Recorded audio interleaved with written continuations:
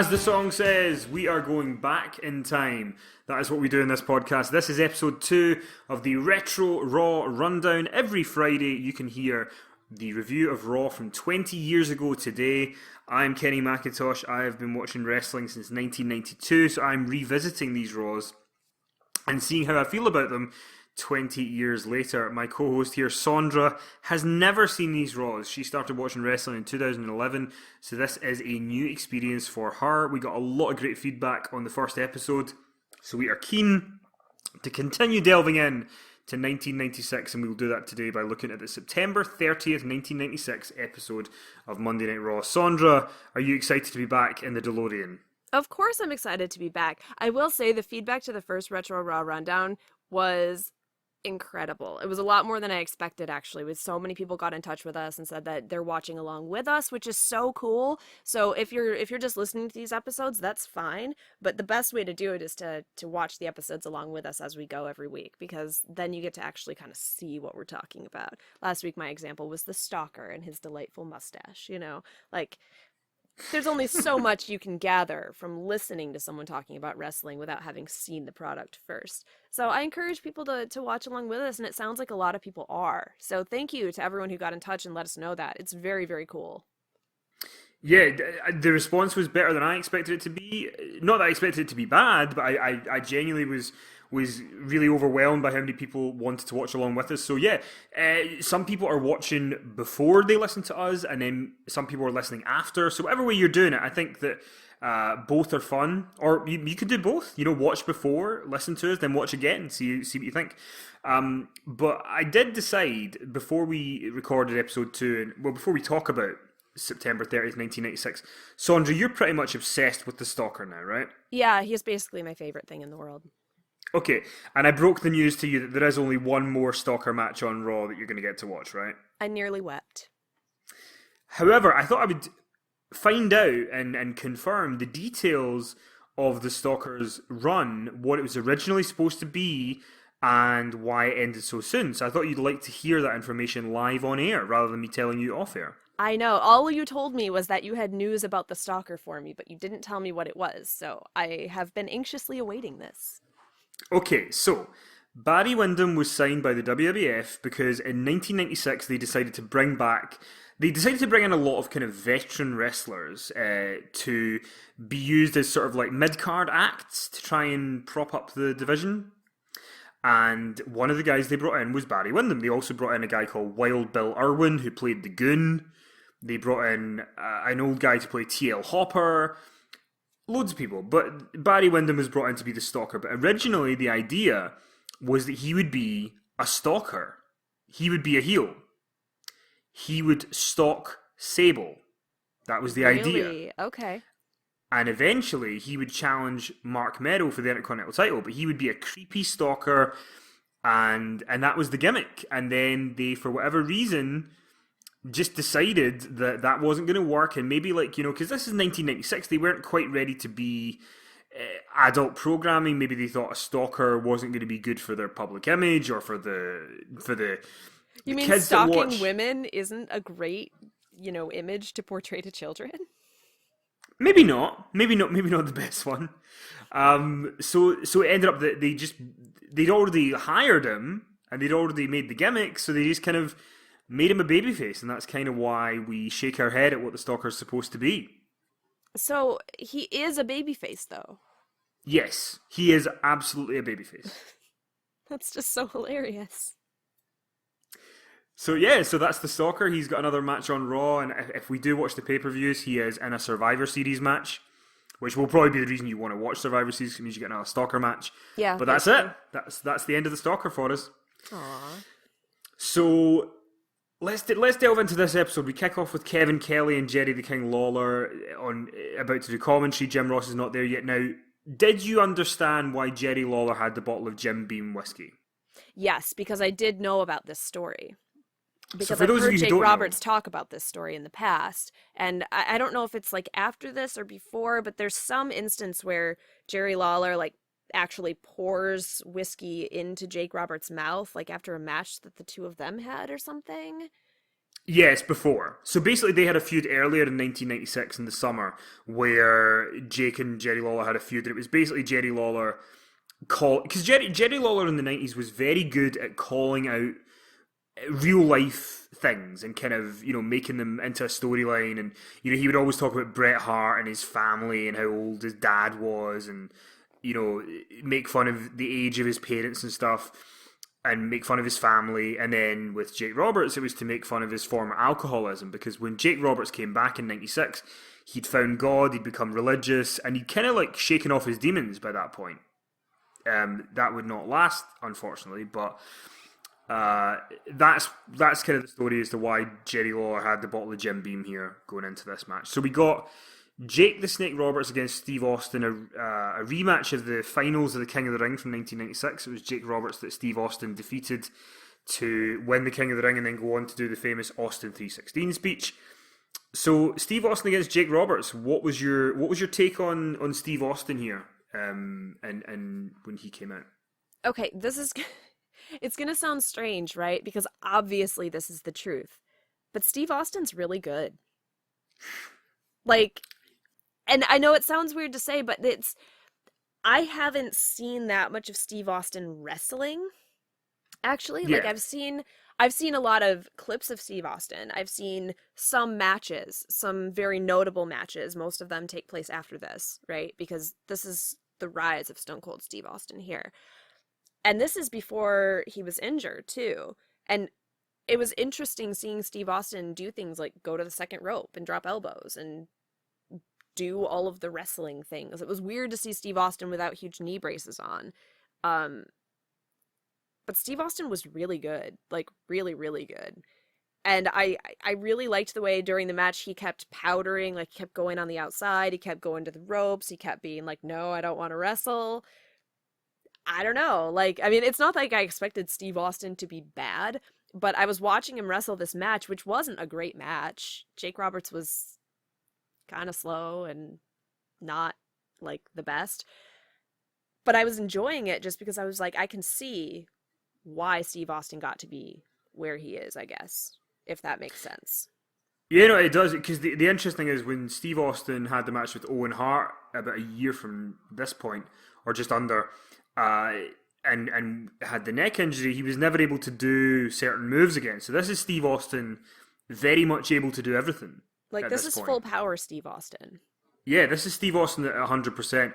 And what I kind of took away from it was the slow build of Steve Austin, really, because he wins the King of the Ring. On SummerSlam, he's put in a free-for-all match, which is a pre-show match. A pre-show match with Yokozuna, where he beats Yokozuna. And he's just kind of there at the moment. Like, they're not pushing him hugely, but it's clear that he's starting to grow. And I kind of like the slow build of what they were doing with him, because he's already brought up Brett once. We know that's where he's going to keep going. But with Jake, when Jake came back and then he had that kind of outfit, I don't know if you're familiar, he had this outfit where he had like the tights on, and then on the top he had like a jacket that he wore while he wrestled. It was sleeveless and it had like snake skin and green and stuff.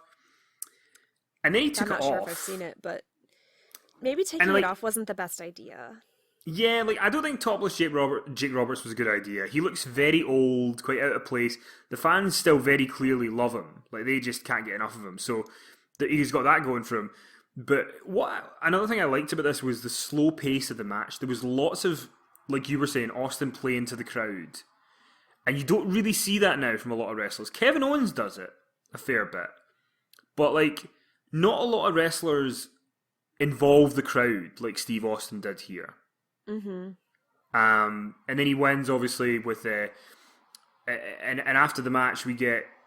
I loved it when he hit the stunner. It was so like unshowmanship in the way that he did it, unshowman-esque, I guess, in the way that he did it, because he just like, it wasn't flashy. It wasn't like he was trying to do the kick so people cheer for it. It was just like snap his neck, and that was it.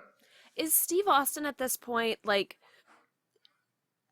I mean, I know they don't see Antonio Cesaro as, like, the next big thing, but are they almost kind of similar? Like, at this point, Steve Austin versus, like, now Antonio Cesaro where everyone's like, he's so good, he's so good. No, seriously, he's so good, but he's not become a thing yet. Yeah, at this point they're not. At this point, there's no thought process to him main event WrestleMania as and being the star of the company. Because It's still very. it doesn't seem like they expect him to be the thing. I was wondering if they did see it right now because they're talking about Steve Austin and Bret Hart so often that The they seem to plan go was into really that. the plan was really just let's build Steve Austin to have a match with Bret Hart. Okay, so it was never That's- supposed to be.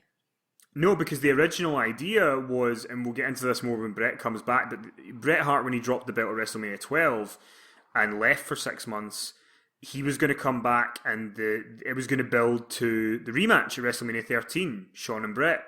Oh, That was the okay. idea. And then after the match, we have Jerry Lawler and Austin putting the boots to Jake. Well, I think you Savio missed Vega the makes most the important save. part of the match, though, Okay. because Jake Roberts hits the DDT on Steve Austin. Steve Austin gets his foot on the rope, and Can we just talk about how amazing Jake Roberts' DDT is? It's really good. Like, it's so good. Yeah. Like I mean, I kind of get it now. Like, I mean, not Jake Roberts was not like peak Jake Roberts here, right? Like Absolutely not. he is like, let's be honest. I'm glad you noticed that. Yeah, like I mean, he's looking kind of rough. Like I just felt bad for Jake Roberts the whole time. But at one point, Jerry Lawler actually takes a sip of the bourbon that he has next to him, spits it in Jake Roberts' face, and that kind of gets Jake Roberts discombobulated enough to let Steve Austin hit the stunner. And Yeah. like that's one of the things that when I've heard Jake Roberts talk about this time in his career, I just think it's really unfortunate, and I really, really don't like the way they're playing on Jake Roberts' alcoholism, just because I know what it was doing to the man himself.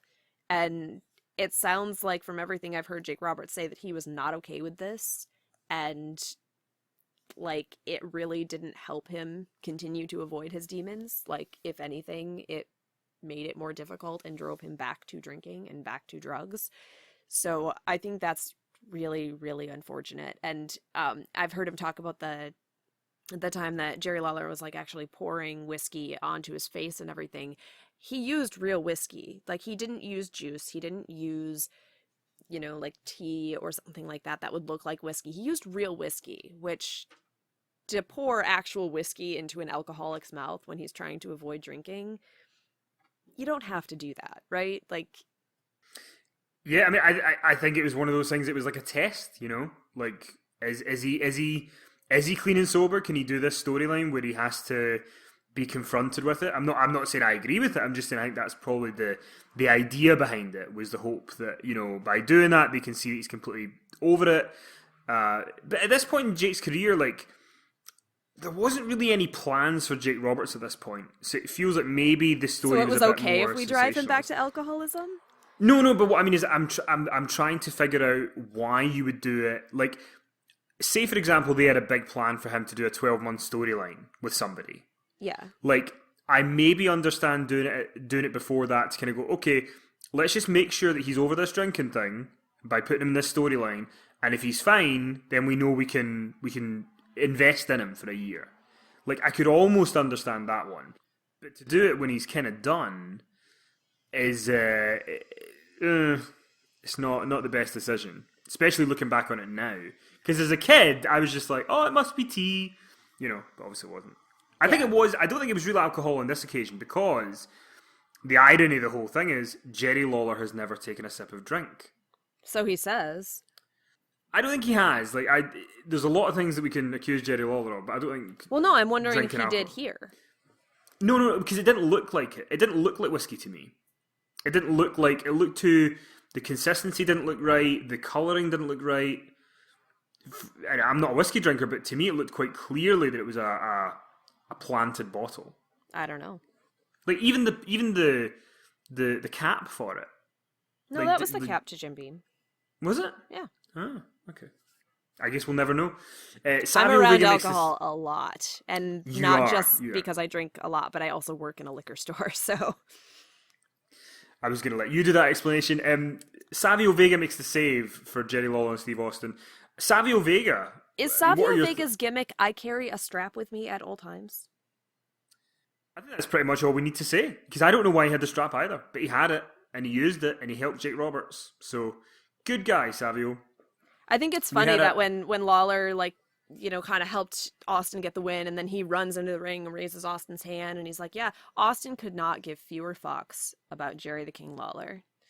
He's just like, go away. Like, I will absolutely let you, you know, beat up Jake Roberts with me because I want to beat up Jake Roberts and that sounds fun.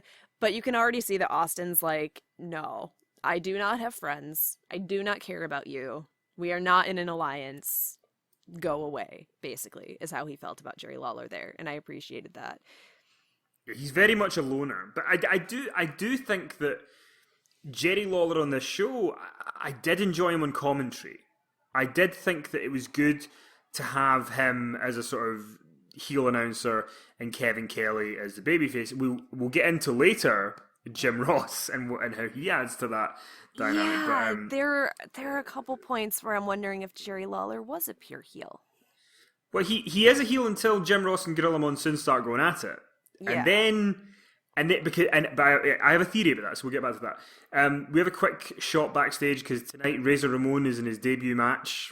I say Razor Ramon in inverted commas, and there's this weird shot. Of course, that's Razor Ramon, Kenny. What else are you gonna call him? Listen, it's not Scott Hall, is it? I never said it was Scott Hall. Did I ever say Scott Hall was coming back? No, that's Razor Ramon.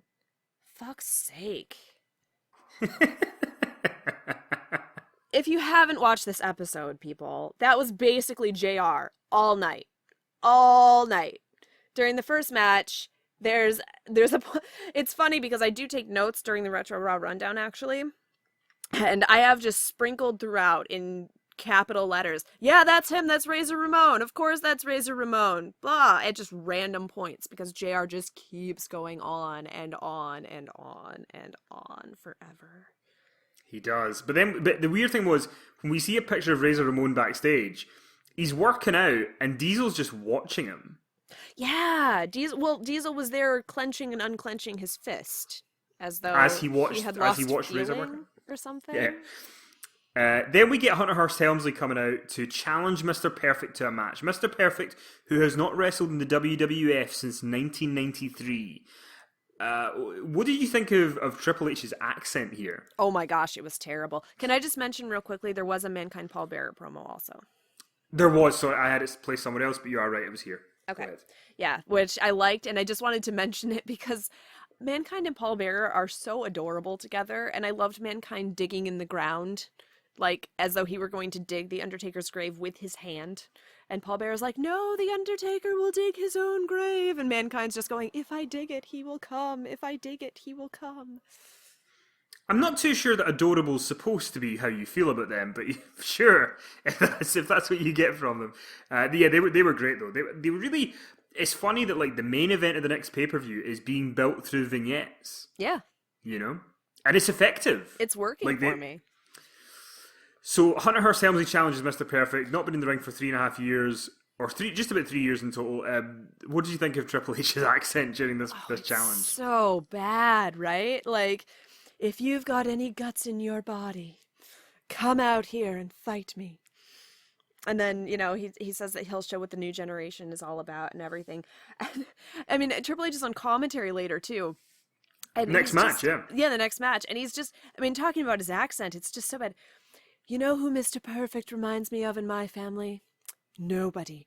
Because Helmsleys have class. What even? What even are you doing? Like, what is that voice?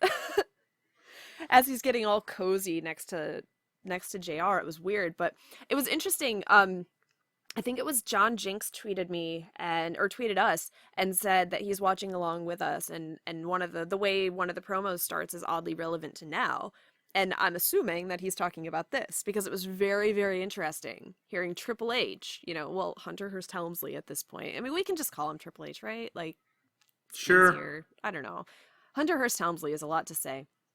But I almost want you to treat these people as if you've never seen them before. I know. And because that's weird thing. You know who Triple H is, and you know ultimately where his destination is. It's almost like this is a prequel to the movie that you love. It is. It feels very much like that. And I mean, you have Hunter Hearst Helmsley out here saying, you know, if you have any guts in your body, like Mr. Perfect is a has-been, basically. He's like, he might have used to been great, but, you know, now I'm great. And then, you know, later when Mr. Perfect says, I'll give you a week to get in shape or 2 weeks to get in shape, and Triple H is like, I don't need to get in shape. You know, he needs to get in shape. If you've seen me in the ring, I'm dominant. It's very interesting to hear Hunter Hearst Helmsley, the new guy, the representative of a new generation, almost like a new era, calling out someone who used to be in the ring, but now is primarily an on-screen commentator or not authority figure. Like, Mr. Perfect doesn't seem like he's an authority figure anyway, but you know what I mean? Like, it's just, it's very, very interesting seeing the roles reversed.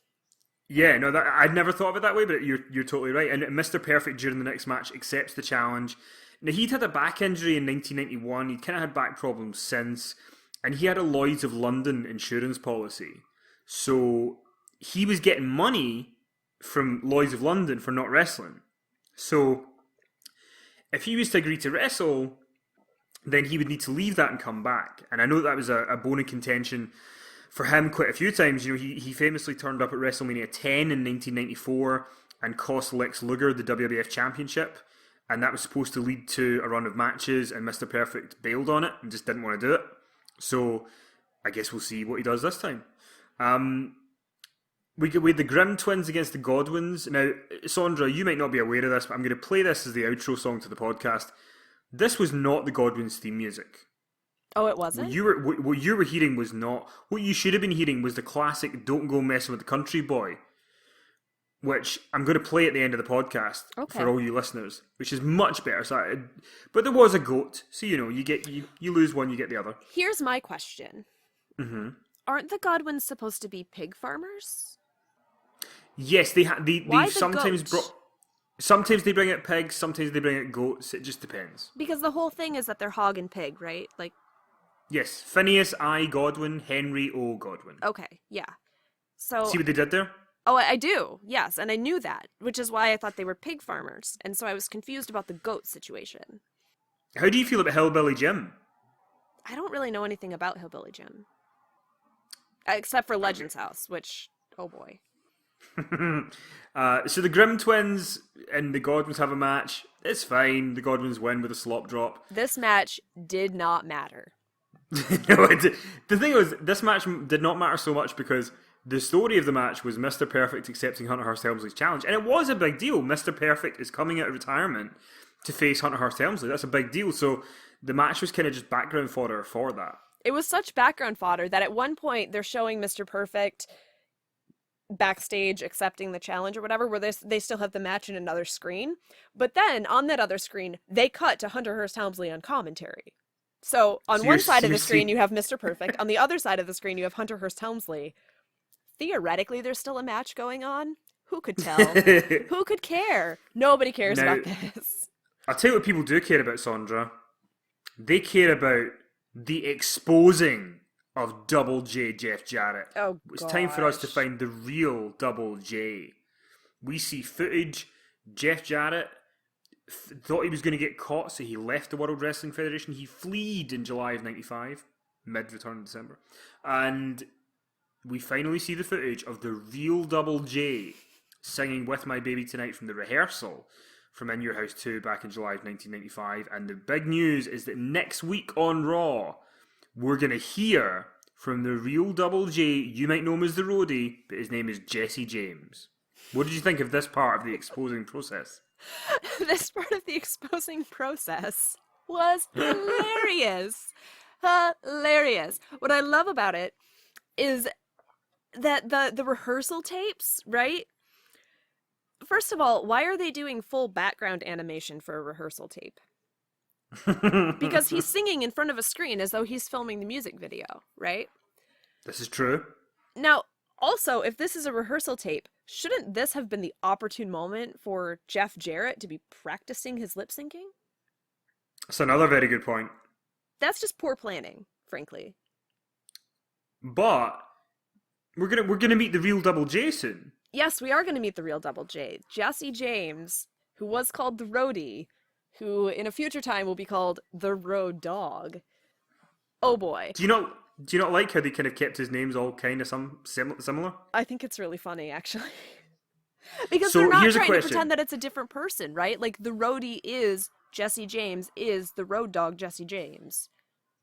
Well, because they had to tell that story, because Rhodey was Jeff Jarrett's manager. So, in the storyline. So, that was the way to bring him back. I'm just But wondering what the end game was for Jeff Jarrett and the roadie, because they say that, in this, they say something about how Jeff Jarrett was supposed to, rise to the top and bring both of them along in their career. So, I mean, Jeff Jarrett eventually would have had to expose... I think eventually expose himself. That's not the phrasing I wanted to use here. But... I think eventually the roadie would have turned babyface, and he would have exposed Jeff Jarrett, and that would have been the feud. No, I'm just talking, like, in storyline. I want to see a meeting, like a flashback to a meeting between Jesse James and Jeff Jarrett, where Jeff Jarrett's they can't do that! Because Jeff Jarrett's in WCW now. Kenny, go with me. I'm talking storyline-wise, though. Okay. Just to flesh out the story of the exposing. I would have loved if they could have done this, because I would love to see a meeting between Jeff Jarrett and Jesse James, where Jeff Jarrett's like, I've got this great idea for our careers, right? Like, you sing, I'll lip sync, I'll make sure we get famous, and then what? What was your next goal, Jeff Jarrett? Like, I mean, it's funny because nowadays I know Jeff Jarrett as the guy who started Jeff Wrestling, right? And so, like, they have all those television tapings. Don't know where those are. It seems like Jeff Jarrett just doesn't always have an end game. I can't argue with that. But I do want to ask you, compared to last week, how much was With My Baby Tonight stuck in your head this week? Constantly. It's back again. I have seriously had this song running through my head for like almost 2 weeks straight. And I have a feeling that's not going to end. No. Nope, it is not. It's so catchy. Up next, we have Savio Vega versus Razor Ramon. Now, again, this is like the second match of the night where the match doesn't really matter. Not at all. Because it's all about... Now, I went back and read the Wrestling Observer from this particular week. And internally, Jim Ross Vince McMahon was the biggest storyline in the promotion. That's the story they're trying to push. That's the agenda they're trying to sell you. Well, obviously, because they can't stop talking about it. The Saturday before, Vince McMahon had been on Livewire. He was very cagey about talking about it. He was trying to play the babyface and just being like, I'm sorry, Jim Ross has these grievances, and just trying to be the kind of face of the corporation kind of thing. So this is the first time here where we kind of see Gorilla Monsoon, who is the on-screen president, speaking to Jim Ross about it. So I mean, it is kind of interesting to watch them go at it in commentary. And it would be interesting if they had anything interesting to say. Gorilla Monsoon, what even is your deal? Gorilla Monsoon keeps bringing up Scott Hall. JR keeps snubbing it. Poor Rick Bogner in the ring, trying to be Razor Ramon. And, Jim Ross is like... Bless his heart. I think he did a good job. The thing that I love was like, Gorilla Monsoon's like, who is he? And JR's like, that's Razor Ramon. He's like, no, what's his real name? And he's like, it's Razor Ramon. Look at his contract. And he's like, well, I don't know what his contract is, because his contract says his real name. What's his real name? His real name's Razor Ramon. And it just goes on and on and on. And on. Like, and then I have some of this transcribed, like, well, I mean, not verbatim, but it's Razor Ramon. That's what it says on his contract. His contract would have had his real name on it. Does anyone know what a contract is? Oh my goodness. Like, this man is, and then, Gorilla Monsoon, this man is not Scott Hall. Of course he is not Scott Hall. This is the worst. This is what I have written down. And then Jerry Lawler becomes the voice of reason. I have that written down exactly. Lawler is the voice of reason here, telling JR that this is not the place and they should have a meeting in Monsoon's office. But JR thinks Monsoon should come to JR's office instead, because JR has an office too, don't you know? Oh boy. No, it's so bad. It's so bad. Did you know that that's not Scott Hall in the ring? And did you know that Kevin Nash is not there on the outside? Oh my gosh, Kevin Nash is also not there. But JR never said that Kevin Nash and Scott Hall would be there. But Razor Ramon and Diesel are. Oh, it's like watching who's on first. I swear. the thing that was interesting at the time, that it's so difficult now for you to maybe comprehend this because of the point of time that you're watching it, but at this point, they had never really done anything shoot-wise. You know, nothing ever really delved backstage. Well, you said you didn't even know that Vince like, McMahon was the owner of the promotion until last exactly. week. So, like, when I'm watching this, because I remember when JR did the promo the week before, I remember thinking, I'm so excited to hear what Vince is going to say. Because I couldn't imagine what Vince McMahon his response would be. And then Gorilla Monsoon coming out, I'm like, I can't even imagine what Gorilla's going to say about it. So Gorilla's towing the company line, and then Jim Ross is, you know, I don't know what Jim Ross is trying to do. I mean, it's baffling me. Like, see, because the thing is, when Razor Ramon comes out, and JR's kind of obviously going on about how, you know, he's here for a big money contract in the WWF and all that. Like, I get it, but I don't quite get what the goal is for the Jim Ross character. Yeah, I don't know either. It's confusing. Because I will be asking him this on Wednesday. I do assure. When we do this live relay his answer to me. Like, I know you're going to be really, really busy, and you're not going to have time to like chat a whole lot. But just let me know what he says about this. I will. That's my request. I just want to know because it's very confusing. I'll get someone to take a video on their phone and send it to you. Excellent. I would like that very much. Because it's weird because, again, like, I keep getting the feeling that the story here is not them actually being Razor and Diesel. Because you have all of the baby faces and Jerry Lawler, inexplicably, being like, no, that's not Razor and Diesel. Well, JR just seems to... I mean, he's not delusional in the sense that they are Razor and Diesel, but it's not like we're trying to pretend. It's not like when they replaced Darren on Bewitched, right? Like when Dick Stevens took over from Dick York and they just were like, this is Darren now. It's not like when they replaced, you know, like Ian in Two Doors Down is different in the pilot than in the regular series when he becomes the still game Ned, and I love it. It's not like when they replaced Pippa in Home and Away. Yeah. So they're not... You say yeah like you know what I'm talking about. You've mentioned it before and I looked it up. Okay, good. But like, the thing was, when they replaced her, they replaced a small blonde woman with a big dark-haired woman. It was very different. Well, it's like when they replaced Harriet in Family Matters. They replaced, you know, Harriet in Family Matters with this really light-skinned woman. It was very strange. Well, it's like, but at least Rick Bogner, there's an attempt to make him look like Razor Ramon. Yeah, I mean, Diesel's not quite as great a translation. Oh, do you know what I love the most about Fake Diesel? Is his that hair. It's very clear that he does not have black hair in any way, shape, or form. So, like, even his eyebrows look... I was gonna say, I have specifically noted, his eyebrows are ridiculous. His eyebrows and his goatee and his black mop on his head, like, it's all glorious. So, and I did actually love, like, so obviously, Fake Diesel gets involved in the match, but I did love when he just, like, lowered the top rope and Savio Vega just went flying. I know. It made me laugh so much. And that was the DQ. That was the funny thing. Yeah. Like, he didn't even touch Savio Vega, but it was still a DQ. Which, so technically, I don't know if that's a DQ. I don't think it should be, because... I think the WWF robot, we should get that out. I know. I'm saying. Because, I mean, he did not... He tried. Like, he got up on the apron, but then Savio Vega hit Diesel, right? So... This is true. And if you hit someone else first, then it's not the DQ. Because we've seen that happen how many times? Like, I mean, we just... You know, pulling back the curtain, we just recorded the SmackDown summary. We talked about, you know, Dean Ambrose and AJ Styles hitting John Cena at commentary. That wasn't a DQ because they hit John Cena. John Cena did not hit them, you know? Yeah, so, that's true. I'm just saying, I don't know if this really should have been a disqualification, but I think one of my favorite things in the match is Doc Hendricks is the worst at his job. Because he's standing outside the clubhouse and he's like, I just saw Diesel go into I'm just calling it the clubhouse, their dressing room with their Diesel razor, keep out, no girls allowed, right? Like, so he's standing outside the clubhouse and he's like, I just saw Diesel go into this door, I'm gonna try and get a word with him. And then they cut back to the match for a little while, and then you cut to Doc Hendricks opening the door and he's like, where'd Diesel go? Diesel got away. I don't know where he went. The other thing about that is... No idea. The other thing... So Diesel, huge-ass Diesel, managed to just sneak away?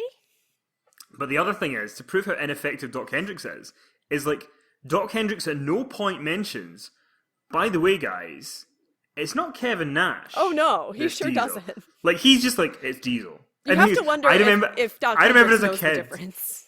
This is true. I remember as a kid, very briefly going, it's not Kevin Nash, is it? Like, in my head, just being like, really? Did they maybe just get Nash? Like, because I thought maybe that was the gag. Oh, okay. Like, you know, maybe like this fake Razor guy is just like there to kind of bring Nash back. But then, like, because at that point I wasn't watching Nitro, so I didn't see anything of that. But I guess we'll see where the story goes. We had another quick promo from The Undertaker in the graveyard. More of what he did last week. Paul Bearer was right. I will dig your grave. I think that's what he said. It made me laugh because it was Paul Bearer. I knew that you would come, and all I could think of was Brother Nero. I knew you'd come. So really, Matt Hardy has been watching Retro Raws. Apparently, and that's how you got Broken Matt. You're welcome, Sondra. Give the Undertaker some love. Shawn Michaels and Jose Lethario against Vader and Jim Cornette is your main event. Jim Cornette. If I ever have a wrestling match, I think I would probably wear Jim Cornette's outfit as my wrestling gear. It's glorious, isn't it? It's tremendous. What did you think of this tag team match and the story of Michaels as the champion? He has the kind of elder mentor as his tag partner here, and Vader and Cornette.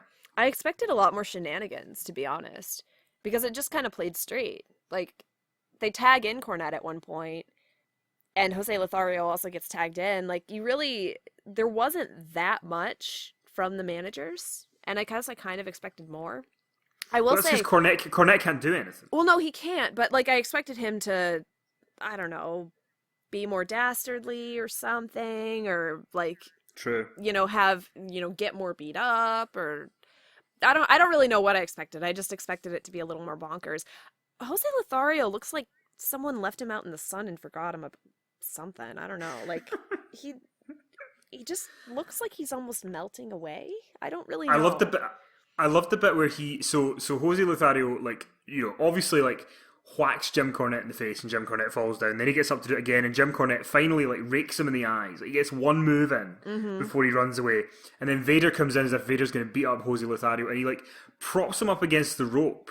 And, like, the folds of Jose Lothario's back are, like, congealing on the ring ropes. And then, like, Vader goes to, like, fling him off the ropes, and then Jose Lothario, like, very awkwardly stops and tags. Like, well, the thing is, Vader goes to fling him off the ropes, and he flings him into the ropes right in his own corner so that Shawn Michaels can tag back in.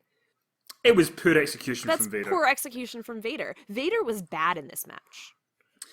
The thing with Vader was, by this point, Vader had... Because when Vader came in, Vader came in the January of this year, and Vader, on his first night, destroyed people at the Royal Rumble, and then the next night, he beat up Gorilla Monsoon, which had never happened. Like, he squashed Gorilla Monsoon, and Vader bombed him and put Gorilla Monsoon out of action for, like, 3 months. So, he came in and he destroyed Yokozuna and all that, and then he kind of got beat by Shawn Michaels at SummerSlam, and that was kind of it. That was kind of the... So he's still kind of in the main event scene here, and he's in the main event scene for a little bit longer. But what struck me was, I actually thought that the action in the match was pretty good, but I thought there was a little too much selling from Vader for Shawn Michaels. And I'm not saying that because I don't like Shawn Michaels. I just thought that, like, Vader's such a big huge guy. And Shawn Michaels is teeny. Yeah, so I felt like Vader was having to sell far too much for it to be believable. I think it made Vader come off as just kind of stupid a lot of time in the match. And I get kind of where they were going because they had to deal with the managers and all of that. But, like, there's one point where Vader goes up and he's getting on the ropes to, like, it looked like he was going to the top rope for the Vader. Does he call it the Vader salt? I just assume everything has Vader in it. But it's the Vader bomb. Well, yeah, the Vader bomb, but he did a moonsault too at some point, right? He does. I mean, the guy's agile. But that's what I'm saying. It looked like he was going to go for the moonsault, but then he didn't. He just got back down to the second rope and then tried to go for the Vader bomb, and Shawn Michaels gets his knees up because he took so long. Like, he's just climbing the ropes, and then he got bored or something and was like, oh no, change my mind, whatever. Like, it just looked like Vader was bored with his own match. It did. And one of my favorite parts of the match, that's not actually to do with the match, but Kevin Kelly says that this weekend on Livewire, Vince McMahon will make an appearance, and Jim Ross said, as they showed the graphic, said, that's his America's Most Wanted poster. Oh, it made me laugh. That is really years and years before that Vince McMahon mugshot shirt that they have on WWE Shop, right? Yep. I did really like Vader winning with the Vader bomb and kind of beating the champion. It made Vader look a little bit strong at the end. What I didn't like about that is how close he pulled Shawn Michaels to the ropes for the Vader bomb, because then he's covering Shawn Michaels. Did you notice Shawn Michaels' foot was basically on the rope? Yeah, it looked bad. I noticed that. It looked bad. I'm not gonna lie, it was quite sloppy, but I mean, I did like the action for the most part. Like I say, I just wish that Vader had not had to sell as much. But once Vader has won, he is not content with his victory. He wants to inflict more punishment on Shawn Michaels. And Psycho Sid makes his Sondra Raw debut.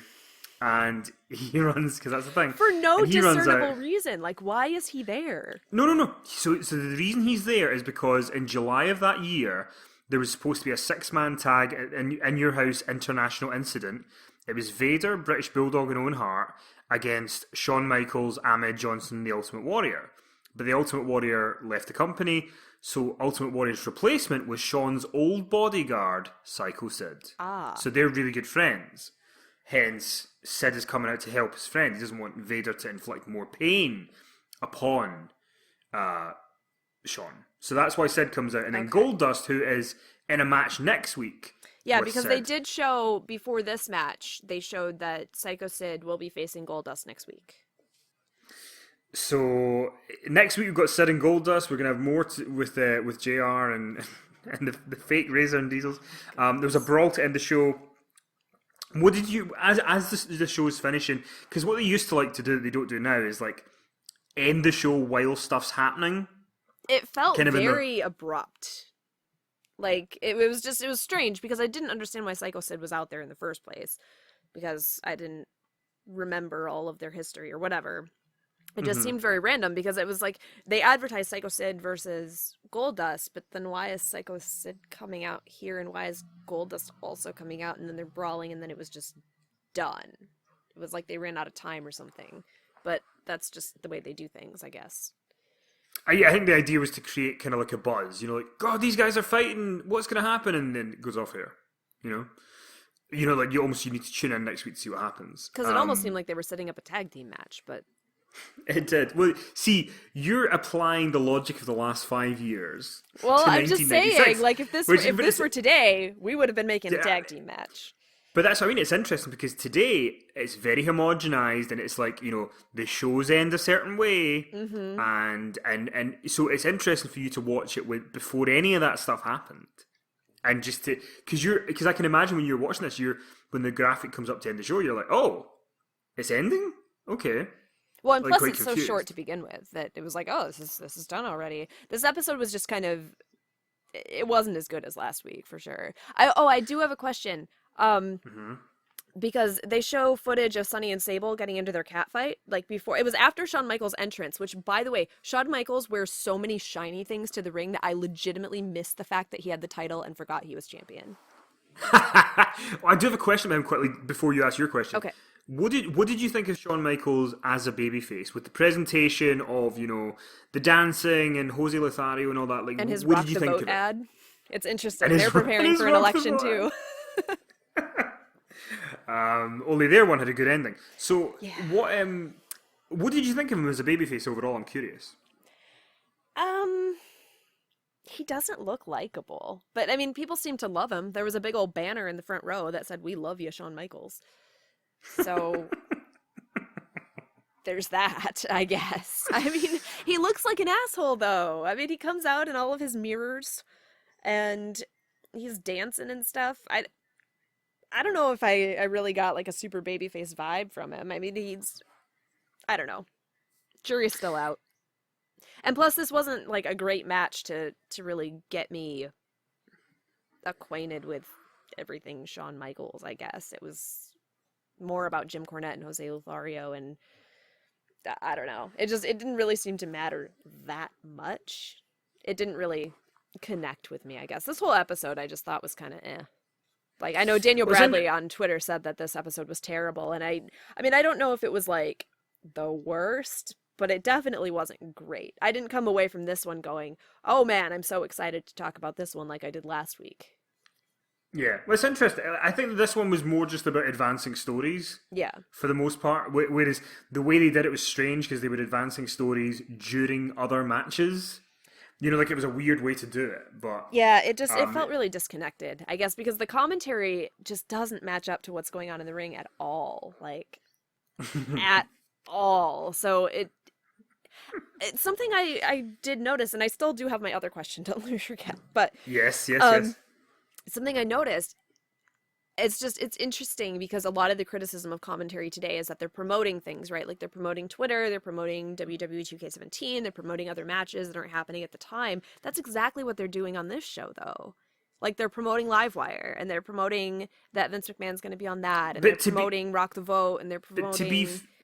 But the thing is, back then, so like when they were promoting Livewire, like they were promoting the furthering of a story. And they did it very... But not the story that's going on in the ring. You know? No, that's true. But, like, I think what was good about it was that when they used to do it, like, I never felt during this show... I mean, I did feel that they were focusing too much on other stories while matches were going on. But, like, the Godwins versus the Grimm twins was never going to be a great match. And it was never going to be a match where it's like...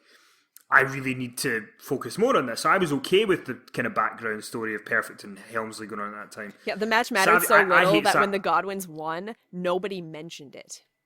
Like, at all. Right.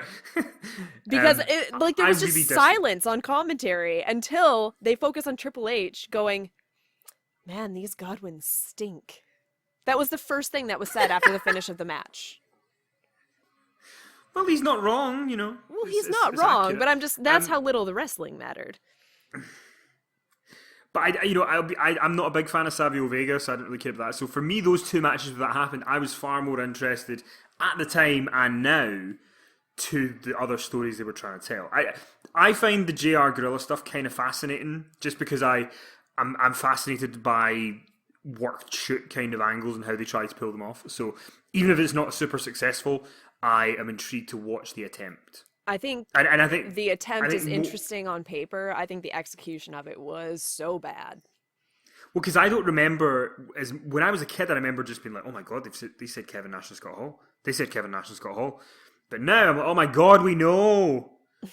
Get over it. Move on. Yeah, it was just it was a whole clusterfuck. But where would the thumbs? So you've got that question. My other question, that's real quick, is they showed Sable and Sunny getting into their cat fight, and they showed Sunny with a brick in the purse, and they just mentioned that on Superstars, Sunny and Farouk had an amicable parting of the ways. Yes, they did. Like they're just done now. Like, well, but that fits with Sunny's story, because Sunny's like, oh, you didn't win the title, I don't need you anymore. I'm just curious, on Superstars, did they do an angle with it, or was it just like, we're done? From what I remember, they didn't do an angle. It was just... I think it was just Sunny doing, I think it was a promo. I'll find out for next week, but I'm pretty sure it was just a promo thing. It wasn't like a full angle or anything. Okay. But I will find out for next week. What did you think in terms of thumbs up, thumbs down, thumbs in the middle for this show? I'd say mostly thumbs down. I'm kind of with Daniel Bradley. Oh, I would go thumbs in the middle for this one. There was enough there to keep me entertained, and I thought everything that happened was kind of interesting, but I don't think the execution was as well as they'd hoped. So I guess we'll see what happens next week. We'll be back for October 7th, where we have Goldust versus Psycho Sid, and the Wild Man, Mark Merrow, against Big Daddy Cool Diesel, not Kevin Nash. Not Kevin Nash. Kevin Nash is not here. I never said it was Kevin Nash. It's Diesel, I swear. This week in 1996, the Macarena was still at number one in the charts, so No need to follow up on that. Sondra, where can people find you on the future device that's not been made yet called Twitter? On Twitter, find me at SondraRuthRW, find Kenny at KennyMC1985, and follow Inside the Ropes at inside_the ropes. Thank you very much for listening, everyone. And if you have not heard it before, you're going to be in for a treat. If you've heard it before, you know exactly where I'm going. Ladies and gentlemen, remember, when you have your weekend, don't go messing with a country boy.